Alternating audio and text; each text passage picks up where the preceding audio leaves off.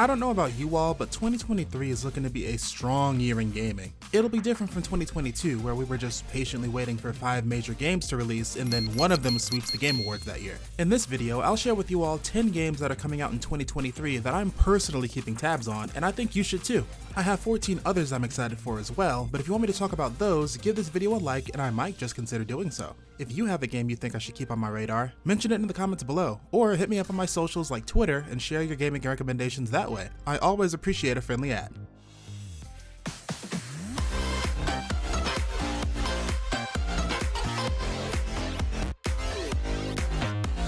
DokeV is an action-adventure game being created by the Black Abyss team, who are responsible for Black Desert Online, a very popular MMORPG that I haven't played, so I can't really sing any praises for it gameplay-wise. But what I can say is that the Black Abyss engine is visually stunning, and DokeV is pushing it to its limit given that the gameplay trailer from Summer Game Fest 2021 was barely hanging in there with its frame rate.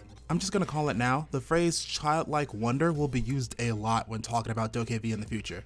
Given that players will be taking control of their own childlike avatar, which utilizes items, weapons, and vehicles all based around childlike toys like squeaky hammers, roller skates, water guns, and motorized cars when fighting enemies and navigating the world. But of course, the main supporting cast of this adventure will be the DokeV, creatures that are kinda similar in concept to yokai. They look like they'll have different passive fighting styles in battle, as well as character-specific special attacks that'll have charming animations. I'm not sure if DokeV is gonna take a gotta befriend them all approach here, but there does appear to be quite a few DokeV in the game. We haven't seen or heard anything from the DokeV team since late 2021 when they dropped that official choreography trailer at the Game Awards, and they also showed us that they learned how to make non-white characters look good.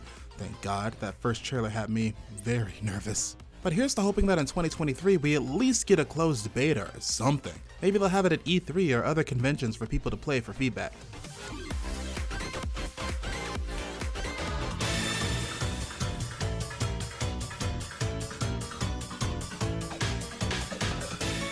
I love aggro crab games. They're the team that made the hilariously self-aware satirical roguelike Going Under, which was a super fun time. However, once they finished Going Under, soon after they started hinting that they were working on their game 2. In the Indie World Showcase back in May 2022, they debuted that Another Crab's Treasure was that project. It looks to be their take on the Souls-like genre, which stars a hermit crab which can change its shell using trash that it finds throughout many oceanic levels. Depending on what you're equipped with, you'll get certain passive abilities and moves that'll be helpful in battle against other, more realistic in design bosses. Aggro Crab has been updating fans and marketing their game actively via their videos on TikTok. It's really cool to see how the game has been coming together since last year, and I can't wait to get my big matey claws on this game when it drops.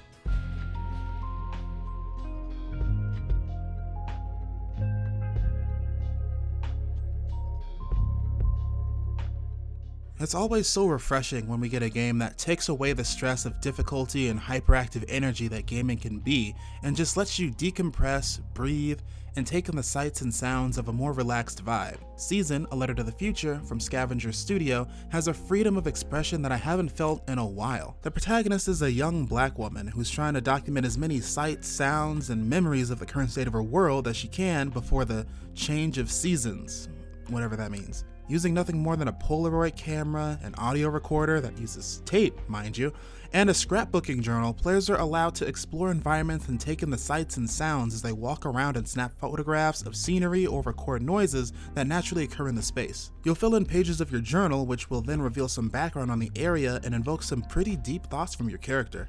The photo mode can be as simple as point and shoot, but you can also adjust zoom and depth of field, add filters, tilt the camera, and there's even an adjustable crouch that responds to how much you pull the corresponding trigger. I'm looking forward to seeing what this world has to offer from its narrative, or even better, its lack thereof, and what players can uncover and document on their playthroughs when Season Letter to the Future comes to Steam and PlayStation 5 on January 31st.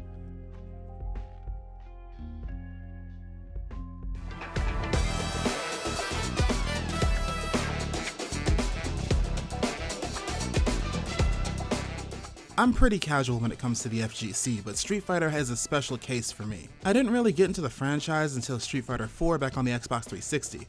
I have played around with Third Strike and Street Fighter 2, so I have experience with the classics. I even watched the animated OVAs and read some of the comics, but when Street Fighter V was released, like a lot of other fans, I wasn't really feeling it. The art system was weird, the characters and visual direction took an odd turn, and the game was being heavily monetized, blah blah blah. But Street Fighter VI is a step in the right place. The characters look better than they ever have thanks to the RE engine, the story has progressed to the point where the OG World Warriors are showing their ages, and now we have a slew of new faces in the canon. Street Fighter VI has a legit story mode that has a 3D explorable overworld in which players can create their own characters, and the online is one of the best fighting game lobbies I think I've ever seen. Also, I never really cared about the character theme songs like that before, but every single one in Street Fighter VI is a banger so far. Like, I don't give a damn about E Honda as a playable character option, but his theme song slaps.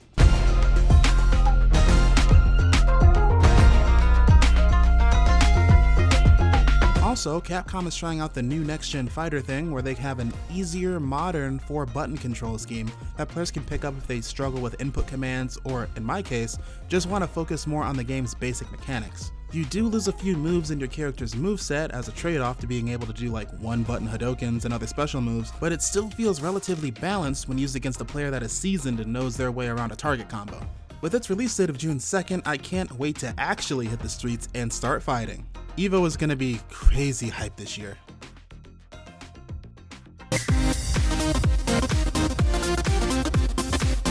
Shooters nowadays aren't as intimate as they used to be. Too many battle royales and hero-based shooters out there. But Friends vs. Friends from Brainwash Games is looking to get you and your friends nice and cozy in this upcoming battle arena shooter with a deck building mechanic mixed in. Appearing aesthetically if Happy Tree Friends, Call of Duty, and mascot character games from the years of nostalgia had an affair, Friends vs. Friends has a charming visual style that totally stands out from the rest. In 1v1 or 2v2 battles, players use their personally crafted decks of weapons, debuffs, and insane mods to outwit their opponents and win a best of 3. The maps provided in the recent demo were inner city rooftops and an underground subway terminal with a train that acts like a playable area and a stage hazard. Each of the animal mercenaries has their own quirky personalities and passive abilities, like DJ Newton, who has this dorky high-pitched voice and uses musically referenced one-liners, but also has passively increased accuracy. Or the Moose, who can double jump all the time, and the Duck, who can heal himself because I got that weed card. Shit! I'ma play the game how it goes. As you complete scrimmages in game, you can get currency, which you can use to purchase card packs to have more abilities at your disposal. It'll be interesting to see how different people utilize all these cards and what decks become the most cracked when using in the right hands. Friends vs. Friends doesn't have a release date quite yet, but best believe me and my friends can't wait to get back into shooting each other in the face when it comes out later 2023.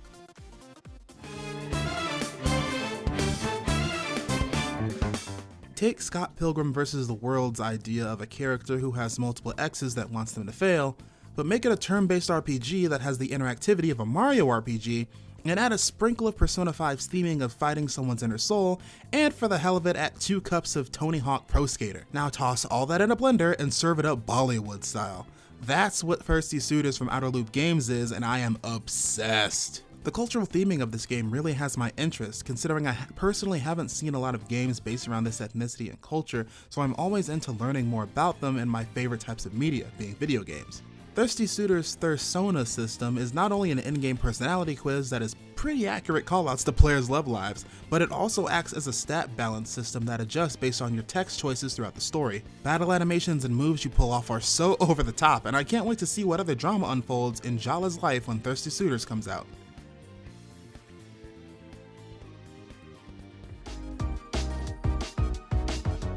We can always use more rhythm games, and the Tempo Lab team would agree. Specifically games that are reminiscent of Nintendo's Rhythm Heaven franchise. Bits and Bops is a project that, at this moment, has fully been funded and also hit 6 of their 7 stretch goals of over 109,000 USD put into production. The dev team has a strong pedigree too, with artists from Rise of the TMNT and the upcoming Moon Girl and Devil Dinosaur series, and with the sound and music team that have worked on the Steven Universe movie and the Mortal Kombat 2021 film. But what matters the most is, this is a game being made by Rhythm Heaven fans for Rhythm Heaven fans. If you've played 1, you already get the vibes, but the music and animation have always been what's keeping you coming back. And from what I've played from their Steam demo, I can't wait for more. And this year is already looking to be chock full of other musical experiences, which leads me into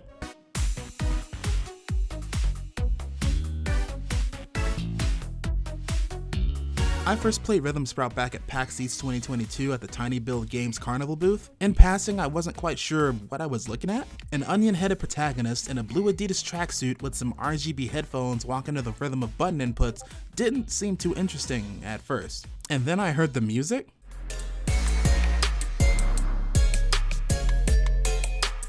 Apparently it's made in-house by someone on the Cert Games dev team, and that is amazing to me. Hey, Cert Games, if you're listening, please for the love of God, release this whole album on Spotify or something, because I'd be bumping this track in my car often. Also, to contextualize all of this, the plot is very lighthearted and goofy with plenty of meta humor and jokes that have me laughing out loud. The demo itself had its own gags and writing that won't make it into the full game, but it did an excellent job in getting me attached to this weird ass cast of characters that gives VeggieTales plus WarioWare. Oh, and the gameplay is a 3-button system, which makes it simple whether you're on keyboard or controller. Initially. It makes me think of, for example, how games like Muse Dash can be 2-button rhythm titles, but can get to a high level of play like this. Easy to learn, hard to master type beats, and I love that. So yeah, keep this game on your radar for sure.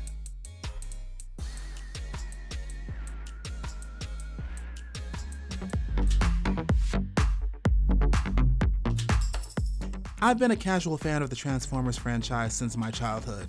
I say casual fan because I didn't watch any of the older cartoons and I never really had any Transformers toys. However, I always loved the concept of the robots in disguise. The Michael Bay movies were mid, but enjoyable enough, and if you haven't seen the latest Bumblebee movie that's essentially a precursor to this new Rise of the Beast movie that's coming out in June 2023, I highly recommend you do that. This new live action film run is great so far.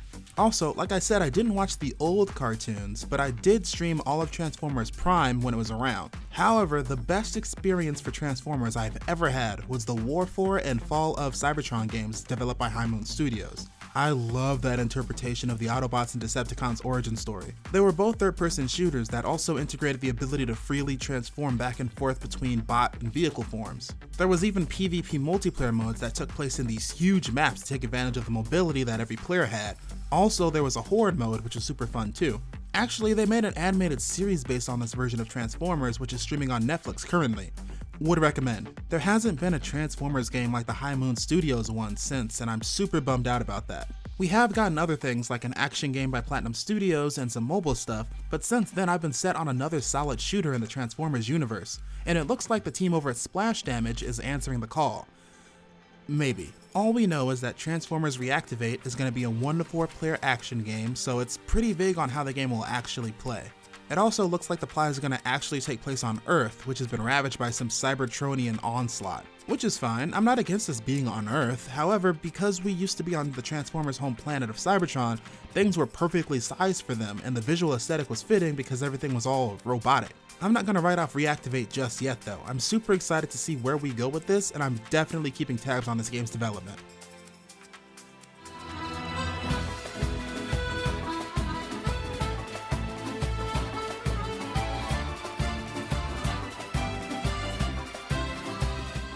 And of course, we have to put the sequel to the critically acclaimed 2017 GOTY and open world genre breaker Breath of the Wild on this list. Nintendo fans, and quite frankly, gamers everywhere are waiting with 2022's most anticipated Game Awards winner hype for whatever they got cooking for this one. Yeah, sure, we're going into 2023 blind as hell for what Tears of the Kingdom could possibly be. All we know for certain at this point is that Link gets adventure time, has a cool new arm, we're up in the sky sometimes, we can slip through solid surfaces like this is Fortnite Chapter 3 Season 4, and Ganon's mummified corpse has arisen from the depths of Hyrule Castle's crypts or whatever. Nothing a Nintendo Direct can't fix though, and considering that the game drops in May, we should probably be hearing something very soon. Breath of the Wild was such a refreshing game to play at the time, just dropping me into this huge map with nothing to guide me except my gamer sense and some personally placed beacons. What's this feeling? Nostalgia? This game came out 5 years ago. Oh god. Oh god, that was 5 years ago. As I said at the top of this video, 2023 is going to be a strong year with all the games that could possibly come out. This list barely scratched the surface of what's to come. But remember, I have more to share, so be sure to like and comment below and I can let you all know all about the other games I'm interested in for 2023. Also, we're definitely going to be making content for these titles, so be sure to hit that subscribe button and ring that bell so you're notified when I upload on YouTube. But I also go live on twitch.tv as well, so follow me over there so you can be part of my live chat audience and the community when we play games this year. Thank you so much for watching guys, and I'll see you on the next video. Later.